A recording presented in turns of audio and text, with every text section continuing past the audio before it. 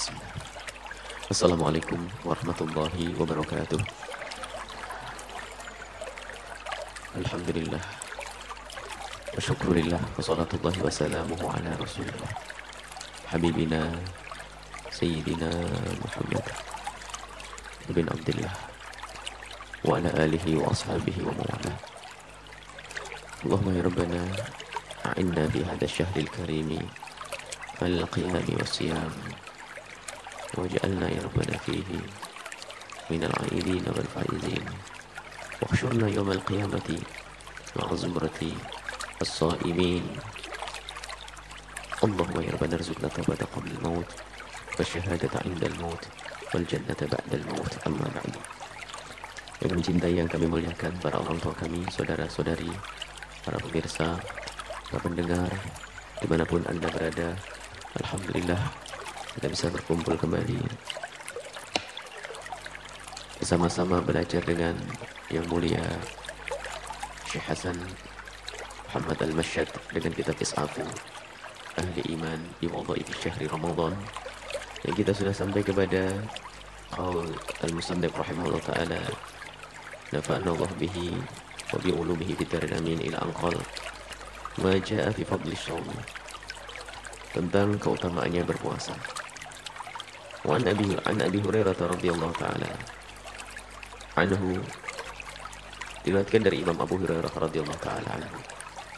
Qala, beliau berkata, qala Rasulullah sallallahu alaihi wasallam, Rasulullah sallallahu alaihi wasallam bersabda, qala Allah azza wa jalla, Allah subhanahu wa taala berfirman, hadits qudsi. Imam Abu Hurairah meriwayatkan dari Rasulullah dari Allah subhanahu wa taala. Kullu amal ibni Adam lahu illa as-shawm.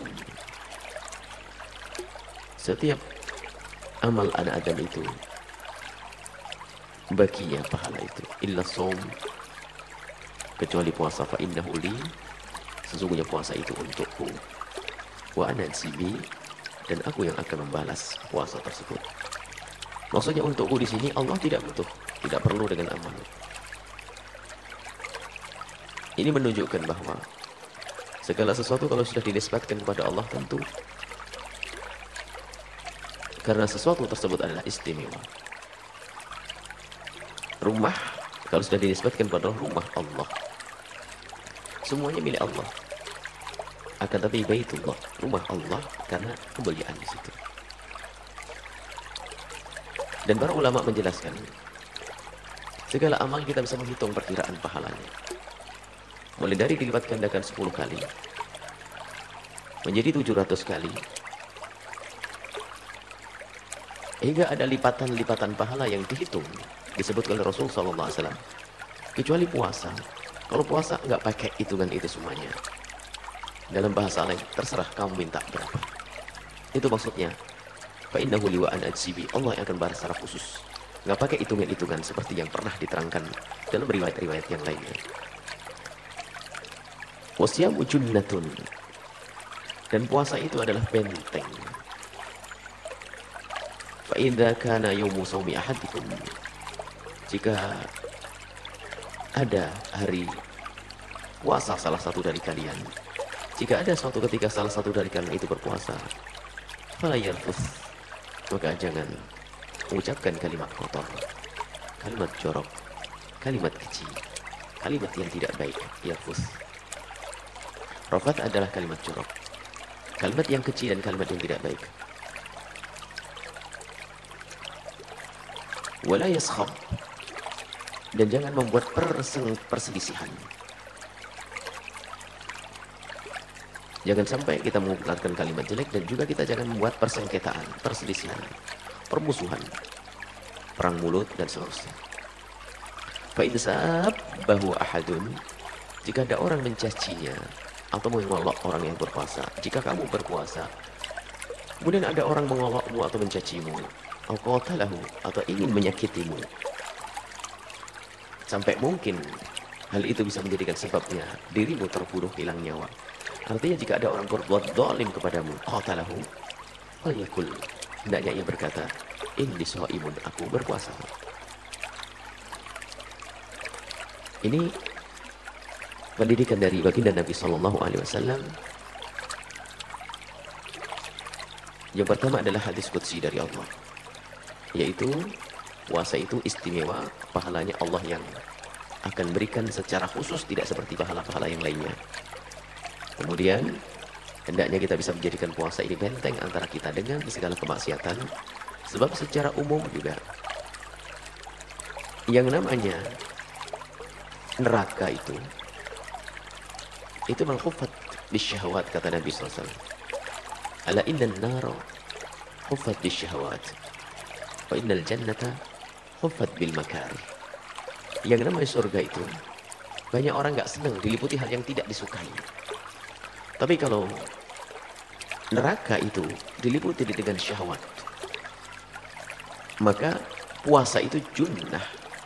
Puasa itu benteng, membatas antara kita dengan neraka tersebut.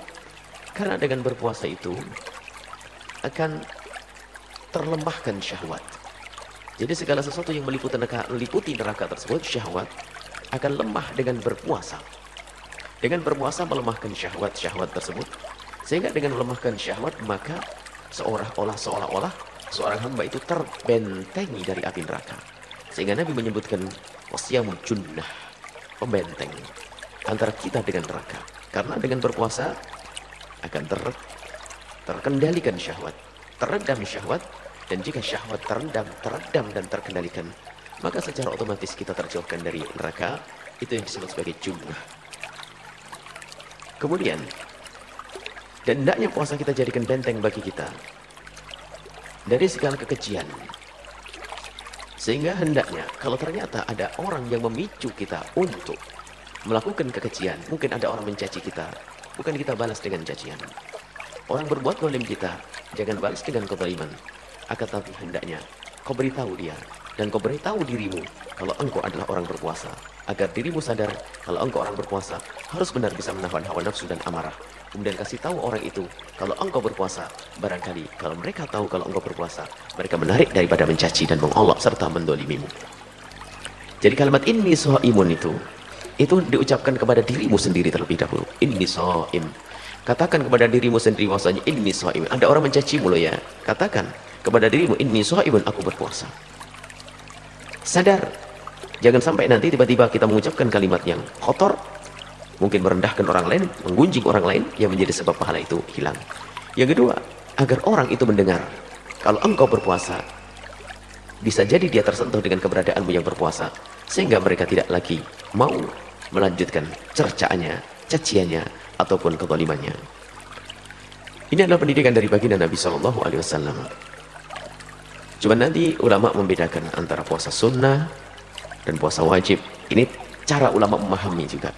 Di antaranya, kalau puasanya puasa sunnah, hendaknya engkau mengatakan puasanya inni shaimun, aku berpuasa. Katakan kepada dirimu sendiri, nggak usah dikasih tahu sama orang lain. Inni shaimun. Tapi kalau puasa wajib, maka perlu engkau mengangkat suara inni shaimun, karena sama-sama wajib, sama-sama tahu. Tapi penjelasan yang pertama tadi juga disebutkan para ulama agar semua sama-sama tahu. Nah, kalau memang seperti itu, benarlah yang namanya puasa itu junnah, penghalang. Kita tidak akan jadi dizalimi, dan kita pun tidak akan mengeluarkan kalimat kotor, sehingga kita tidak terjerumus terbawa kepada dosa ucapan atau dosa membalas kejahatan orang lain. Dengan kesadaran kalau kita itu adalah shaim, inni shaimun. Walladzi nafsu Muhammadin biyadihi, demi zat yang jiwa Muhammad ada di tangannya, maksudnya demi Allah, la khulufu fammi shaimi atyabu 'indallahi min rihil misk. Demi Allah, sungguh bau mulutnya orang yang berpuasa itu lebih harum di hadapan Allah, bukan di hadapan manusia. Kita urusannya dengan Allah, lebih harum di hadapan Allah daripada minyak misik. Keharuman di hadapan Allah, artinya Imam Nawawi mengatakan, artinya apa? Allah sangat senang kalau dalam bahasa kita, kalau ada bau yang harum, kita semua akan senang. Bau harum membuat kita senang, bau harum membuat kita nyaman, bau harum membuat kita tenang. Bagaimana keharuman dengan Allah? Allah tidak butuh kepada bau harum. Allah bukan seperti makhluk. Allah tidak butuh dengan keharuman. Akan tapi makna bau harum ini di hadapan Allah adalah Allah sangat ridho dan Allah menerima. Akan tapi para ulama pun juga menjelaskan sisi lahir tentang keharuman ini. Harum. Keharuman ini, sisi lahir artinya apa? Kalau begitu, jika memang bau mulut ini adalah disenangi oleh Allah, maka tidak sepantasnya kalau engkau sibuk untuk bersihkan bau mulut di saat berpuasa. Iya, di saat kamu sahur, oke, bersihkan. Akan tapi, di saat sudah tergelincirnya matahari, di saat mulai berubahnya mulut karena berpuasa, apakah sepantasnya kita menggunakan siwak? Dibahas oleh para ulama. Fil madhab.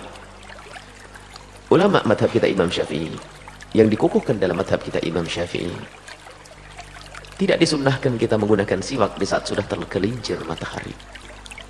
Akan tapi tetap disunnahkan menggunakan siwak dimulai pagi hingga waktu siang.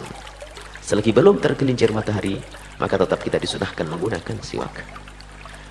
Kalau sudah tergelincir matahari, maka tidak lagi disunahkan kita menggunakan siwak, karena umumnya di saat itulah bau mulut akan berubah. Sementara bau mulut seorang berpuasa itu lebih harum daripada minyak misik, maka tidak disunnahkan untuk dihilangkan bau mulut tersebut. Maka para ulama mengatakan, kalau begitu makruh bersiwak setelah tergelincir matahari. Kalau sudah tergelincir matahari kita tidak memakai siwak. Itu adalah jumhur ulama mazhab Imam Syafi'i. Akan tapi di sana ada ulama besar di dalam mazhab kita Imam Syafi'i, yaitu Imam An-Nawawi rahimahullah taala. Beliau memilih bahwasanya siwakan tetap disunnahkan biarpun setelah tergelincir matahari.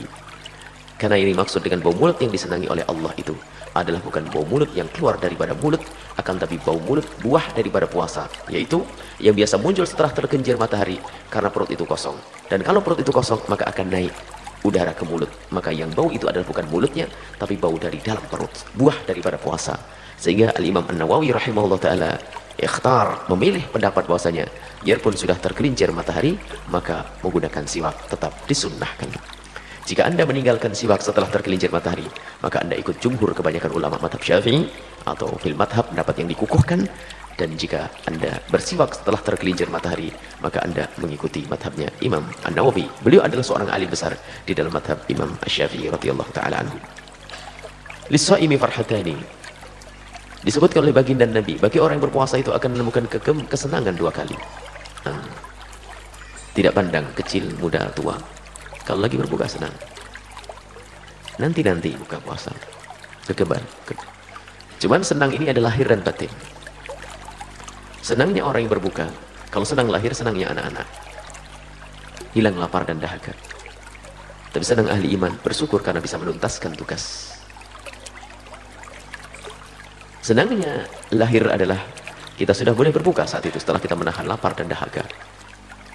Hingga masuk waktu maghrib, kemudian kita makan, maka senang. Dan pahala tetap ada.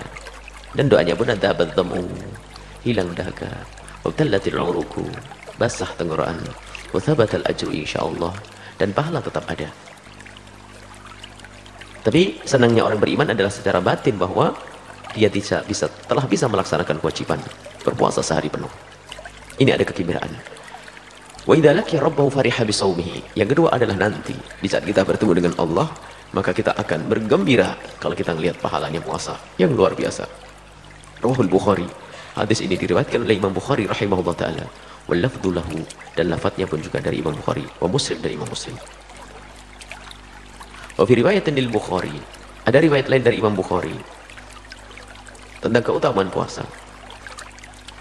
Yatruku tu'amahu, seorang berpuasa itu dengan sukarela meninggalkan makanan yang ada di rumahnya, yang telah disimpan di kulkasnya.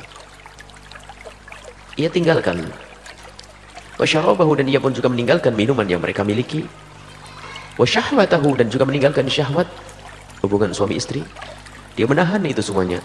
Min ajli, karenaku, Allah, ini hadis qudsi, karena aku. Wasiyamuli, maka sungguhnya puasa itu spesial untukku. Akan aku beri perhitungan khusus, pahala khusus. Wa anzibihi, aku yang akan membalasnya secara khusus. Kita harus paham makna khusus. Kalau ada seorang diberi hadiah, beri hadiah semuanya. Sudah semuanya. Ada tinggal satu orang, mana dia? Ya, saya kasih sendiri khusus. Lihat, biar saya. Oh, beda. Wa anzibi, akan aku beri secara khusus. Semua dikasih hadiah. Yang ngasih adalah siapa? Guru mulia ngasih hadiah. Hanya 2-3 orang dipanggil sini, khusus kamu. Padahal yang diberikan sama.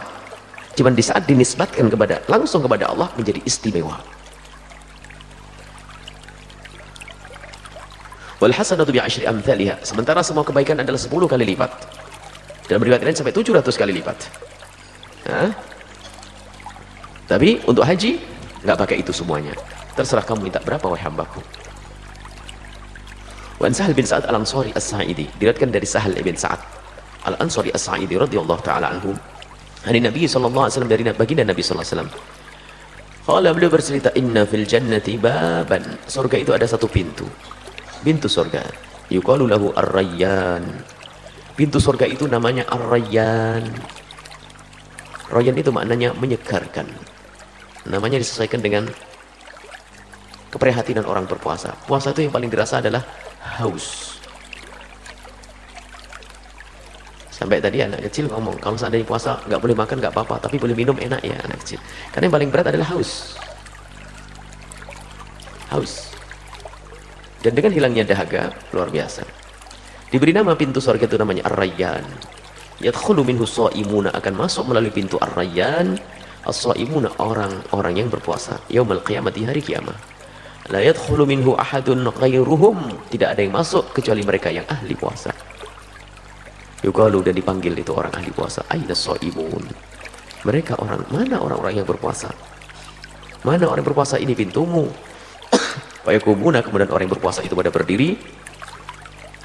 La yadkhulu minhu ahadun ghairuhum, tidak ada yang masuk melalui pintu tersebut kecuali orang-orang yang biasa berpuasa. Fa idza dakhalu, kalau sudah orang yang berpuasa pada masuk, ughliq, ditutup. Falam yadkhul minhu ahadun, tidak ada lagi yang boleh bisa masuk. Rawahu Syaikhani, hadis diriwayatkan oleh Imam Bukhari dan Imam Muslim. Semoga kita termasuk golongan yang ini. Surga Allah semuanya indah. Wa an Mu'adz bin Jabal radhiyallahu taala anhu, dari Sayyidina Mu'adz bin Jabal radhiyallahu taala anhu, anna Nabi sallallahu alaihi wasallam, sesungguhnya Nabi Muhammad sallallahu alaihi wasallam qala, bersabda, memberikan petunjuk lahu kepada Sayyidina Mu'adz. Mu'adz ini sering mendapatkan pesan khusus dari baginda Nabi. Mu'adz adalah orang yang pernah disebut oleh Nabi, ya Mu'adz inni uhibbuk. Mu'adz adalah orang yang pernah mendengar kalimat dari lisan Nabi sendiri, wahai Mu'adz inni uhibbuk. Oh. Nabi yang mengucapkan, ya Mu'adz, aku mencintaimu. Bukan Rasulullah Mu'adz mencintai Rasulullah, tapi Nabi dengan ikrar lidah beliau, ya Mu'adz inni uhibbuk. Gimana rasanya tiba-tiba Nabi datang kepadamu lalu berkata, ya fulan, ya fulanah, inni uhibbuk, aku mencintaimu. Siapa yang mencintai? Rasulullah sallallahu alaihi wasallam. Inilah Sayyidina Mu'adz bin Jabal. Ya Mu'adz, ala adulluka ala abwabil khairi? Apakah kamu ingin aku beri petunjuk pintu-pintu kebaikan? Qultu bala, benar ya Rasulullah, aku ingin kau beri petunjuk kepadaku pintu-pintu kebaikan. Qala, Nabi menjawab, as-sawmu junnah. As-sawmu junnatun, puasa pintu kebaikan, sekaligus junnah, pembatas dan benteng antara engkau dengan kejahatan dan neraka. Wa sadaqatu tudfi'ul khati'ata, dan sedekah, ketahuilah Mu'adz, sedekah yang kau berikan kepada seseorang yang membutuhkannya, sedekah yang kau berikan kepada orang lain, itu tudfi'ul khati'ata, akan menghapus kesalahanmu. Kama yudfi'ul ma'u an-nara, seperti api, seperti air yang mematikan api. Sedekah ini keutamaan sedekah juga, bahwa sedekah itu menghapus kesalahan, menghapus dosa, menghapus dosa. As-sadaqatu tudfi'ul al-khati'ah. Alangkah banyaknya dosa yang dilakukan seorang hamba, maka dengan bersedekah ini akan menjadi sebab dihapuskanlah dosa-dosa yang dilakukan seorang hamba. Rawahu Tirmidzi wa sahahahu, hadis diriwayatkan Imam Tirmidzi dan beliau mengatakan hadis ini adalah hadis sahih. Wa an Abi Umamah Suda ibn Ajlan, beliau berkata, Abi Umamah bercerita, qala, beliau berkata, qultu ya Rasulullah, aku bertanya kepada Rasulullah, murni bi amalin, ya Rasulullah. Para sahabat ini bermacam-macam dengan keunikan mereka, tapi semuanya adalah ingin tampil beda di hadapan Allah dan Rasulnya, ingin punya amal yang beda dengan yang lainnya, karena dia ingin istimewa di hadapan baginda Nabi. Ada datang kepada Nabi, ya Rasulullah, murni bi amalin, Padahal sudah banyak perintah kepada beliau para sahabat Nabi, mulai dari sholat, zakat, banyak perintah-perintah. Cuman gak ada orang yang datang secara khusus kepada Nabi, ya Rasulullah murni bi'amalin, ya Rasulullah perintahkan kepadaku dengan amal, satu amalan yang bisa aku lakukan. Nabi menjawab, alaika bis-shaum, berpuasalah engkau, fa innahu, maka sesungguhnya la idlalah, puasa itu tidak ada tandingannya.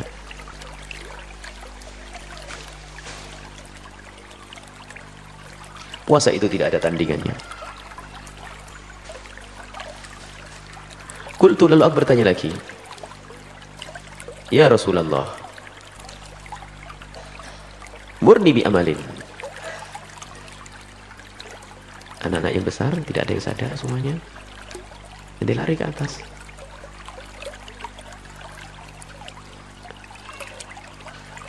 Belum ada. Tidak usah nunggu. Ini anak pintar, anak yang besar.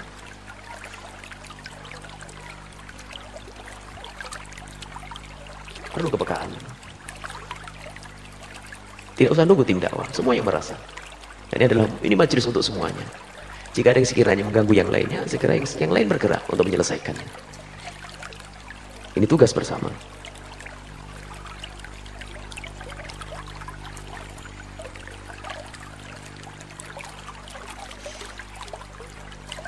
Ini tugas bersama, milik bersama. Inti gede, berlari besar-besar anak gede. Inti kalau dengar sesuatu lari. Khususnya inti ada di saat kita berkhidmah untuk umat. Santri-santri yang besar. Termasuk asatidz juga, semuanya. Karena ini adalah umat, kita biasakan bagaimana mengkondisikan keadaan dengan sebaik-baik. Itulah dakwah. Baik. Ini majelisnya baginda Nabi SAW. Kalau memang anak kecil memang tidak ada masalah, cuman takut dibiarkan, takut ada masalah. Kalau suara yang aneh, masih ingat suara yang gedak-geduk di sini, tidak ada yang sadar. Rupanya ada orang tersekap di kamar. Itu bisa meninggal. Ada orang tersekap di kamar, terkunci di kamar. Ada suara yang dengar kita. Jadi kita semua harus peka kepada lingkungan kita, di kiri kanan kita. Adab itu nomor nanti. Mungkin berdiri, ada apa ini? Mungkin ada anak, misalnya jatuh, mau jatuh, naik anak kecil. Jangan hanya pengen menghadiri pengajian, membiarkan anak kecil mau jatuh. Bahkan dalam sholat pun kita perlu menolong orang yang perlu ditolong dalam keadaan sholat dengan Allah. Ini begitu, jadi ada kepekaan. Dimanapun kita berada, kita sholat pun lihat. Ada suara kelenteng, anak kecil main piring. Dilihat, takut dia makan piring dan sebagainya. Nah, mau dibiarkan begitu saja. Kelihatannya khusuk, oh enggak, kira khusuk, bohong itu. Semuanya, jadi kita membangun kepekaan dengan dikirikan kita. Apalagi dari majelisnya baginda Nabi SAW. Majelis mulia semacam ini, kita tidak ingin ada anak yang bermasalah. Kalau ada suara yang aneh, itu anak kecil, mungkin anak kecil yang belum mengerti, takut melakukan sesuatu membahayakannya, atau orang besar yang minta pertolongan. Kalau orang benar nggak akan iseng. Orang, makanya dok beberapa waktu yang lalu, suara keras sekali di atas. Sampai kita kaget, ada apa? Nggak masuk akal ini. Coba anak kecil mukul sesuatu yang membahayakan dia, atau orang tua minta tolong. Tak taunya ada salah satu tamu tidak bisa keluar dari kamar sampai jebol dari atas, sudah 4 jam tersekap. Bayangkan, kita perlu peka. Ada suara begitu masih diam saja. Hidup bermasyarakat itu seperti itu. Bukankah puasa kita belajar untuk peka dengan kiri kanan kita? Dan tolong kalau anda lewat di pinggir jalan ada anak nangis, jangan dibiarkan begitu saja. Di jalan siapapun, anak siapapun, kita perlu biasakan kita ringan tangan untuk membantu orang lain. Itulah pendidikan dari Nabi SAW. Jangan hanya ngurus, aku ke majelis taklim menjadi ustaz. Bukan. Harus bermanfaat. Kita harus peka dengan di kiri kanan kita. Kita tidak bisa tidur seharusnya kalau lihat tetangga kita anaknya menangis. Kecuali sudah bertanya dan tahu betul apa sih yang terjadi. Mungkin dia lapar atau sakit. Mungkin dia mau ke rumah sakit tidak punya kendaraan. Sementara kita punya kendaraan. Atau hanya mungkin butuh sepotong roti dan kita punya, dia tidak punya. Subhanallah. Itulah Islam yang diajarkan. Jangan sampai hidup kita hidup sendiri, biarpun katanya dengan Allah tidak diterima oleh Allah. Peka dengan di kiri kanan kita. Dan jangan mengandalkan orang lain, jadilah aku pelakunya. Jangan mengatakan, oh ada tim dakwah. Tim dakwah, mana tim dakwah? Tim dakwah hanya 3 orang di sini. Kebetulan Allah selalu mengingatkan untuk hal yang lebih penting dengan hal-hal semacam itu. Di kiri kanan dia, di rumah kita ada orang tetangganya nangis sampai pagi tidak pernah tahu. Baru tak besok pagi dia tanya, Bu kenapa tadi malam anaknya? Tanya sudah pagi, sudah kelewat. Coba semalam tadi datang, mungkin perlu bantuan. Mana kemanusiaan kita? yang katanya pecinta Nabi Muhammad SAW. Kita perlu bangun kepekaan. Itulah hidup indah.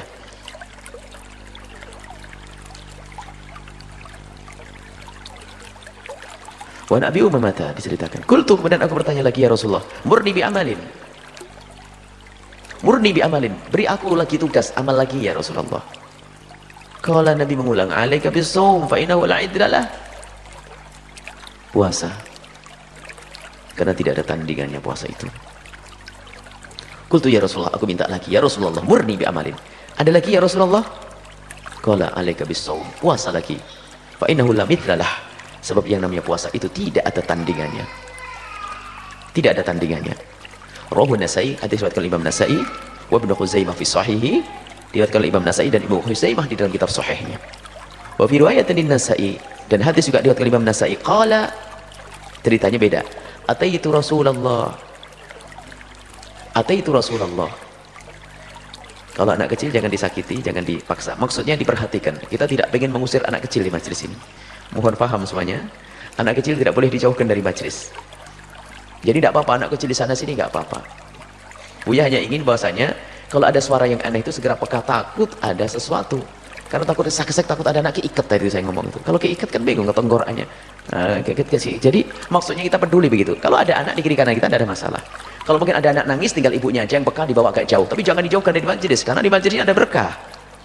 Bawa anak bayi, jangan sampai gara-gara Buya ngomong begini pada takut bawa anak kecil, bukan. Maksud kami itu kalau ada anak ngapain itu perlu bantuan, itu sudah ditolong, khususnya anak kecil. Kalau tiba-tiba nangis ya tinggal dipinggirkan, tempatnya luas, alhamdulillah, di sawah sudah senang ya. Tapi yang jadi masalah adalah dibiarkan, takut dia butuh, takut ngapain, karena suaranya tadi aneh. Apakah keikat kakinya? Cukup lama lagi suaranya tak cek gitu. Bukan diusir ya, anak-anak kecil bawa ke majelis, kita tidak terganggu dengan anak kecil. Kalau anak kecil nangis pun nggak ganggu. Gara-gara Buya ngomong ibadah takut bawa anak kecil nanti kesini, bawa anaknya semuanya. Anak kecil ngomong cerewet nggak ada masalah, pokoknya ibunya diam sudah beres. Ibunya yang diam. Anak boleh ngomong, anak kecil nggak apa-apa. Cuman biasanya kalau ada anak nggak, misalnya kepanasan dan sebagainya, ibu segera keluar, permisi, duduk di depan sana sudah enak. Karena lapangan luas di kiri kanan. Termasuk kepekaan seorang ibu sambil mengaji bisa membawa anaknya main di sana sini. Alhamdulillah memang kita milih tempat yang luas begini enak. Jangan dipaksain anak harus duduk di sini diam saja. Bawa anak kecil ya ada kekurangannya dong. Paling tidak Anda paham 80%, alhamdulillah, 60 alhamdulillah, 50 alhamdulillah, 20%. Anak saya ganggu, enggak ganggu anak itu. Lanjutkan. Ataitu Rasulullah, aku berdatang kepada Rasulullah sallallahu alaihi wasallam. Umamah tadi. Fakultu, aku bertanya, ya Rasulullah, murni bi amrin. Perintahkan kepadaku bi amrin, dengan satu hal yanfa'uni Allahu bihi, yang bermanfaat untukku. Berikan aku tugas ya Rasulullah, yang dengan tugas itu Allah akan menjadikan aku bermanfaat atau bermanfaat bagiku. Nabi menjawab, alaika bisyam, suruh puasa lagi. Subhanallah, minta petunjuk, suruh puasa. Fa innahu la mitlalah, sebab puasa itu tidak ada tandingannya. Rawahu Ibnu Hibban meriwayatkan fi sahihi, dalam kitab sahihnya. Fi haditsin, dalam satu hadis, qala, Nabi Muhammad bersabda, Sayyidina Umamah bertanya, qultu ya Rasulullah, aku bertanya kepada Rasulullah, dullani, tunjukkan kepadaku, ala amalin adkhulu bihil jannata, tunjukkan kepadaku satu amal yang dengan amal itu aku akan masuk surga. Qala, Nabi menjawab, alaika bisyam fa innahu la mithlalah, hendaknya engkau berpuasa karena puasa belum ada tandingannya. Qala fakana Abu Umamah, kemudian setelah itu menjadilah Abu Umamah yang bertanya tadi, la yura fi baitihi, tidak terlihat di rumahnya, ad-dukhanu, ngepul dapurnya, naharan, di siang hari, illa idza nazala bihim dhaifun, kecuali di saat ada tamu. Abu Umamah yang setiap hari diwasiati, setiap bertanya diwasiati Rasulullah untuk puasa diamalkan, sehingga rumahnya tidak pernah ngepul asap untuk masak di siang hari, kecuali kalau ada tamu baru ada. Jadi kalau ada asap ngepul berarti di rumahnya Umamah ada tamu, di rumahnya Abu Umamah ada tamu. Ini di antara riwayat-riwayat tentang keutamaan puasa. Dan alhamdulillah kita hari ini berpuasa. Semoga kita tergolong orang yang masuk surga nanti. Semoga kita tergolong orang yang mendapatkan kabar bahwasanya kita telah punya benteng antara kita dengan neraka. Semoga Allah Subhanahu wa taala menjadikan puasa kita benar-benar puasa yang menjadikan sebab syahwat kita akan terkontrol sehingga tidak liar, dan semoga Allah melipat gandakan pahala Dan semoga Allah mengumpulkan kita bersama ahli-ahli puasa di surga Allah Subhanahu wa taala. Wallahu a'lam bissawab. Assalamualaikum warahmatullahi wabarakatuh. Waalaikumsalam warahmatullahi wabarakatuh. Beliau, maaf saya menanyakan tentang di luar tema. Ini masalah mensiarkan agama Allah. Biasanya kan di bulan suci Ramadan ini ada kegiatan tarawih berjamaah atau tadarus. Nah, kalau misalkan tarawih biasanya imam itu sendiri itu menggunakan pengeras suara, sedangkan di musola lain tidak menggunakan pengeras suara. Ketika imam menggunakan pengeras suara, kadang di masjid itu cepat sholat tarawihnya, sedangkan di musola agak lama sedikit. Nah, yang saya tanyakan situ kan pasti dari musola itu terganggu. Itu di masjid cepat banget sholat tarawihnya, sedangkan di musola lama. Nah, apakah itu termasuk mensiarkan agama Allah atau tidak? Sedangkan dalam hadis Rasulullah kan disebutkan tidak beriman, tidak beriman, tidak beriman orang yang mengganggu tetangganya. Nah, yang saya tanyakan itu makna mensiarkan agama Allah yang sesungguhnya itu seperti gimana, Bu ya? Terima kasih. Wassalamualaikum warahmatullahi wabarakatuh. Assalamualaikum warahmatullahi wabarakatuh. Terjemah Ibu, silakan. Assalamualaikum wabarakatuh. Waalaikumsalam warahmatullahi wabarakatuh. Yang saya hormati dan muliakan oleh Allah Subhanahu wa taala. Gini, ada sepasang suami istri yang mana yang mencari nafkah itu seorang istri. Punten ini titipan pertanyaan Bu ya, kebetulan beliau belum bisa hadir ke majelis ini. Ada sepasang suami istri yang mana yang mencari nafkah itu seorang istri. Namun di sini suaminya itu udah nggak mencari nafkah, ibadahnya juga kurang, jadi si istrinya itu jengkel Bu ya. Nah, kepengen si istri itu udah nggak mencari nafkah, pengennya tuh ibadahnya ditingkatkan gitu. Pernah si istri itu berontak, marah-marah, tapi nggak ada perubahan. Itu mohon solusinya Bu ya gimana? Sampai dia tuh pernah gitu, udah berapa lama mendam kejengkelannya itu diem aja gitu Bu ya. Mohon penjelasannya. Assalamualaikum warahmatullahi wabarakatuh. Assalamualaikum warahmatullahi wabarakatuh. Masalah mengangkat syiar, menyuarakan Al-Quran di waktu yang layak, di bawah jam 10 umum, di masjid-masjid ada suara adzan, kemudian sholat berjamaah, suaranya dikumandangkan, itu hal yang wajar saja. Apalagi di lingkungan kaum muslimin, tidak dianggap sebagai mengganggu. Bahkan kalau ada orang baca Al-Quran lewat mikrofon, itu tidak mengganggu, kecuali mikrofonnya ditaruh di depan kuping kita. Sekarang Buya pengen tanya, siapa sih yang merasa terganggu dengan bacaan Al-Quran? Yang dibaca dengan wajar, bukan jerit-jerit. Tidak ada yang merasa terganggu. Yang terganggu adalah orang yang hatinya lagi marahan dengan masjid sebelah, karena sudah dari awalnya tidak cocok dengan masjid sebelah, makanya marah terus, pengennya mencari-cari kesalahan. Bisa jadi seperti itu. Atau sudah tidak cocok dengan seseorang, biarpun suaranya merdu tetap tidak merdu. Memang disebutkan bahwasanya kalau ada orang baca Al-Quran mengganggu orang lain, tidak diperkenankan. Waktunya orang tidur, tiba-tiba baca Al-Quran sekamar begini, 2, 3 tidur, 1 setengah sakit, tiba-tiba baca Al-Quran keras-keras, ya kan? Sangat mengganggu. Cuman pertanyaan memang siapa yang merasa terganggu dengan Al-Quran? Apalagi di saat dibaca dengan normal. Jadi kadang orang menilai ini dengan berlebihan. Suatu ketika pernah ada sebuah masjid ceramah tidak boleh di menara dan seterusnya, karena takut ganggu yang lainnya. Baik. Yang terganggu adalah orang yang dari dasarnya memang ada kebencian. Asalkan jamnya masih wajar-wajar saja. Sementara konser pun ternyata di tempat yang berdekatan juga tidak ada masalah. Padahal lebih mengganggu lagi. Jadi kadang-kadang masalah mengganggu tidak mengganggu ini tergantung siapa sih yang merasa terganggu. Kalau mungkin kekerasan hanya minta dikurangi saja. Misalnya ada suatu ketika ada orang datang kepada kami, masjidnya itu pas, mic-nya itu ngadep ke rumah sebelah dan pas di kamarnya dia. Ada orang Cirebon, sehingga setiap Allah yarhamu, semoga Allah mengampuninya, sudah meninggal beberapa waktu yang lalu meninggal. Jadi setiap hari marah kalau dengar adzan mesti kaget. Sebenarnya tidak perlu begitu, tinggal saja mungkin kita bantu, kita belikan cakak yang lebih tinggi lagi sehingga nanti tidak pas, karena pas dari masjid ini pas tetangga, ini kamarnya kan pas, aji bener. Allahu Akbar, ya kaget. Bukan adzan bikin marah, tapi dari sebelumnya pasti ada sesuatu, ada permusuhan yang tersembunyi, pasti ada dengki, benci, marah, itu ada. Kalau normal nggak akan ada masalah. Yang perlu dibenahi adalah hati. Cuman semuanya harus koreksi. Kalau misalnya mikrofon kita terlalu keras terus sampai menjadikan sholat itu tumpang tindih misalnya, mungkin perlu dikurangi sedikit. Karena bisa jadi jamaah yang berada di musola itu karena tidak ada mikrofonnya, Tiba-tiba dengar masjid yang besar pakai murokun waladhdallin bisa ikut amin. Ya. Karena itu kejadian di pondok ini, anak putranya jadi imam, anak putrinya lagi sholat di sini. Anak putri di belakang nggak tahu imamnya di mana. Tiba-tiba bicara waladhdallin dia bilang amin, maksudnya kan. Tapi nggak marahan, karena ada kebencian di sini. Tinggal dibenahi saja. Tinggal dibenahi saja silaturahmi yang baik. Kita tidak perlu menyalah-nyalahkan. Tapi bagaimana kita komunikasi yang baik? Kalau memang ternyata terlalu keras mungkin dikurangi atau bagaimana? Atau mungkin juga kadang-kadang gara-gara dia lebih dulu, anak kecil lebih senang ke sana. Jadi jangan sampai kita ini prasangka buruk deh. Lalu kita mengatakan itu mengganggu dan sebagainya. Bagaimana syiar kok mengganggu? Sebetulnya yang paling bagus adalah bagaimana kita membangun komunikasi antara musola dengan musola. Kalau seandainya bisa dikumpulkan alangkah baiknya. Kalau tidak, tetap silaturahmi yang baik. Tidak boleh ada merasa terganggu. Dan kalau memang ada aduan bahwasanya musola itu mengganggu, perlu dikoreksi kembali. Barangkali benar. Karena kita tidak ngerti bagaimana kita naruh mikrofon, pengeras suaranya dan sebagainya. Sebaik-baik orang adalah yang koreksi diri, bukan selalu ngoreksi orang lain.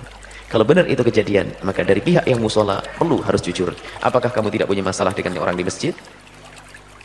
Karena masjid dengan masjid kadang-kadang persaingan dalam waktu tertentu. Mulai dari nanti rebutan zakat, rebutan donatur, macam-macam. Jamaahnya banyak kesana ribut. Ini yang terjadi di sebagian masyarakat.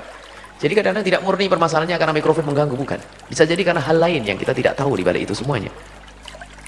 Tapi kalau tidak ada masalah, nggak ada merasa terganggu, hanya paling aneh saja seperti yang terjadi di sini. Kayak begitu. Suaranya lantang betul karena semua mikrofon disambungkan. Tiba-tiba anak di belakang bilang amin, kan begitu. Jadi permasalahannya adalah hati yang perlu ditata. Kemudian sisi lain, memang mungkin sekali mengganggu sebagian orang karena suaranya terlalu keras. Ya apa sih salahnya mengurangi sedikit? Tapi dua-duanya harus koreksi. Tapi dengan budaya saling menyalahkan, ini adalah budaya yang tidak dibenarkan. Waduh syiar kok kamu salah-salahin saya. Itu juga nggak benar ngomong gitu, namanya egois. Kemudian orang ingatkan apa sih untuk kita mengevaluasi, untuk koreksi diri, apa sih salahnya? Kemudian yang merasa terganggu harus koreksi kembali. Cuma sebegitu saja kok terganggu, ada apa sih dengan hati saya? Jadi kalau semua koreksi dengan dirinya sendiri mudah diselesaikan. Yang jadi masalah adalah persaingan. Dan ingat persaingan, masjid dengan masjid persaingan tuh ya. Sampai di sebuah kampung itu berantem, yang ronda apa? Apa namanya? Hah? Pada bahasa kita apa namanya? Kalau Jawa Timur ronda. Di sini apa? Ngompreng. Hah? Hah? Ngomprek orang puasa. Itu jor-joran antara musola sana dengan musola sini, berantem itu. Di samping kadang nyuri nanas, mangga, itu macam-macam ada tambahannya. Biarpun kadang ada yang tidak sholat, hanya rame tok. Wah berantem itu pernah kita menemukan. Kalau sudah lawan, wah, kalau sudah depan-depan kenceng-kencengan itu, sapendung-pendungan itu. Ini kan sudah nggak benar aturan-aturan begitu. Ya, ini perlu dibenahi adalah hati. Maka kita tidak pengen bahasanya semuanya saling prasangka buruk, tidak sebaiknya seperti itu. Komunikasi yang baik baru nanti ada solusinya. Kita tidak mengatakan bahasanya yang syiar salah atau yang menegur salah, tidak, koreksi lagi dua-duanya. Kemudian masalah seorang laki-laki tidak bekerja, yang bekerja hanya perempuan dan tidak ada uzur kelihatannya. Lakinya laki nganggur. Wah itu bukan laki-laki. Laki-laki kok nggak mau kerja, ini bagaimana? Bukan laki-laki. Laki-laki itu beri nafkah. Kecuali laki-laki tersebut ada uzur, sakit, sudah berusaha tetap bangkrut. Ada orang nasibnya nasib bangkrutan, namanya Pak Bangkrut ya. Setiap dagang mesti bangkrut, ada nggak model dia, nggak bisa dagang, sehingga di dalam rumah pun dia nggak bisa jadi pemimpin dalam urusan apapun karena memang lemahnya dia. Ada orang semacam itu. Kalau memang ada orang nasibnya suka bangkrut, dia suruh berdagang pun juga bermasalah nanti bangkrut. Ada ini kisah pada zaman Nabi, ada seorang wanita yang ngadu kepada Rasulullah karena dia selalu yang memberi nafkah. Suaminya itu adalah pailit, bangkrut, nggak punya duit, melarat. Nabi memberikan solusi yang adil. Nabi mengatakan bahwa kalau memang seperti itu, kamu makan dari mana? Kalau suamimu nggak pernah ngasih nafkah. Kalau bahasa orang sekarang, saya punya penghasilan kecil-kecilan ya Rasulullah. Kalau wanita tersebut mengatakan, aku masih punya peninggalan kebun korma dari orang tuaku ya Rasulullah. Cuman masa saya nombokin terus ya Rasulullah, suami saya pengangguran. Nabi berikan solusi yang pertama. Kalau memang suamimu tidak pernah memberi nafkah kepadamu, pilihan pertama untukmu adalah kamu berhak minta cerai. Kenapa? Sebab namanya makan ini nggak bisa ditunda. Nggak boleh seorang suami ngomong, neng makannya minggu depan seminggu sekali, ya nggak ada. Biarkan sang wanita itu dicerai, kemudian menikah lagi, mungkin dapat suami yang bisa mencukupinya. Nggak boleh seorang laki-laki mengambil seorang wanita di dalam rengkuhannya dalam pernikahan lalu tidak beri nafkah, nggak boleh. Maka seorang istri berhak minta cerai jika sang suami tidak pernah memberi nafkah. Rupanya wanita tersebut masih punya hati. Apapun bentuknya dia adalah suami daripada bapak daripada anak-anaknya. Maka wanita tersebut berkata, ya Rasulullah, apakah ada pilihan lain? Tapi itu suaminya benar, masih sering minta maaf, nyanjung. Ini suami dungu, seandainya ada sudah nggak ngasih nafkah. Kadang-kadang sebelum akhir bulan ada cerita sudah nunggu, mana duitmu? Lah ini kan nggak enak bener, sholatnya ogah-ogahan. Wah ini betul-betul tuh salah pilih dulu, ngapain nikah dengan dia? Ibaratnya gitu loh. Dan para suami hendaknya sadar kalau dirimu punya kelemahan, bukan berarti setelah itu Islam memaksa kita harus berhasil, tidak. Kalau memang seorang suami nasibnya bangkrutan, itu paling tidak kata maaf, mungkin suaminya, istri yang memenuhi kebutuhannya. Besarkan hati sang istri, tidak perlu merasa terpuruk lalu dikit-dikit marah dengan istri karena merasa di penguasanya dari istri. Bukan menguasai istri, memang yang punya duit istri kok. Ya kan tidak lucu kalau seandainya suami gak kerja, tatanya duit semuanya brol diberikan ke suami, suaminya sudah gak bisa ngatur duit, kan tambah hancur-hancuran begini. Jadi semestinya seorang suami di saat dia menemukan kelemahan dalam dirinya, ekonominya lemah, mungkin istrinya lebih tinggi gajinya, atau suaminya nggak punya, paling tidak punya penghargaan, dan kata maaf, itu saja sudah cukup. Maaf istriku, aku belum bisa. Dan mengerti. Dan paling tidak mengerti keinginan suami. Kemudian, ini enaknya, paling enak-enaknya suami ini. Kalau yang diceritakan ini, kalau suaminya dengar, paling enak-enaknya suami. Biar nggak apa-apa kerja, nggak apa-apa, tapi yang penting ibadahnya benar. Ini kan paling enak-enaknya suami. Biarpun nggak boleh, suami itu hanya menikmati ibadah, lalu suaminya, istrinya suruh ke pasar. Ada pengaduan, suaminya keliling berdakwah 40 hari, 4 bulan dan sebagainya. Tentunya apa? Istrinya suruh di pasar cari duit, suaminya pulang ngambil duit. Wah ini kalau ketemu Syekh Ilyas berdiri menjamaah tabligh itu akan dimarahi itu bapak-bapak itu. Syekh Ilyas wali besar, tidak akan mengajari yang demikian ini. Ada pengaduan sebagian orang satu sisi wanita ini biasanya. Umumnya, kalau umum itu tidak semuanya. Kalau anggap mereka umum, Anda tidak umum, gitu saja. Umumnya wanita itu kalau sudah punya kelebihan, itu yang gampang muncul adalah kesombongannya. Emosinya cepat naik. Itu wanita di saat diberi oleh Allah kelebihan umumnya. Tapi kan Anda bukan umum. Anda orang istimewa. Anda orang-orang aneh. Umumnya wanita itu kalau diberi oleh Allah kelebihan, gajinya lebih tinggi, karirnya lebih, itu sudah mulai senang-menang dia. Mulai ngangkat suara berani kepada suaminya. Dikit-dikit minta cerai. Dan coba diperhatikan, rata-rata janda yang dicerai itu adalah di saat ada kesombongan, di saat diberi Allah kelebihan. Kalau lebih suami dikit-dikit cerai saja aku bisa kok. Itu kebanyakan wanita, dan begitulah fitrahnya. Karena wanita adalah lembut, di saat mengangkat beban yang agak berat terasa berat. Beban ekonomi kan berat, bebannya suami dibebankan seorang wanita yang lembut, yang cantik, yang lembut, penuh kasih. Dia harus punya beban nafkah. Maka lihat, mudah protes. Maka kita belum tahu juga yang bertanya itu, yang titip bertanya itu, apakah sebetulnya dia wajar atau sudah mulai meningkat kesombongan karena sudah beri nafkah sehingga sewenang-wenang, dikit-dikit salah, suaminya salah semuanya. Bisa jadi masuk bab ini. Karena wanita rata-rata semacam itu. Tapi bukan Anda. Wanita, hati-hati. Siapapun Anda, hei para wanita, yang Allah telah berikan kelebihan kepada Anda, hendaknya kelebihan itu menjadikan Anda semakin tawadhu. Kalau tidak, berantakan. Nggak mau dipimpin oleh suami. Mentang-mentang. Karena apa? Anda adalah orang yang lembut. Bukan makhluk lembut ya. Manusia lembut. Makhluk lembut hantu. Anda adalah orang yang lembut dengan penuh kelembutan. Di saat Anda punya beban berat sedikit, merasa berat. Sehingga kadang-kadang kalau sedikit emosi saja langsung cerai saja aku, tinggalkan aku bisa, bisa tolak pinggang di depan sang suami. Wah, ini macam-macam model wanita semacam itu. Tapi wanita solehah tidak semacam itu. Wanita solehah itu adalah mewarisi akhlaknya siapa? Sayyidah Khadijah Al-Kubra, orang kaya raya yang luar biasa di kota Makkah. Akan tapi bagaimana tawaduknya dengan Rasulullah. Ngerti kebutuhan Rasulullah, kepentingan Rasulullah SAW. Jadi kekayaannya tidak menjadikan dia sombong. Termasuk wanita yang bertanya kepada Rasulullah, dia diberi kecukupan, suaminya adalah pilot, suaminya bangkrut, akan tapi ternyata di saat diberi petunjuk oleh Nabi, dia lebih senang. Biarlah kalau begitu, aku saja yang mencukupi, tapi aku dapat 3 pahala.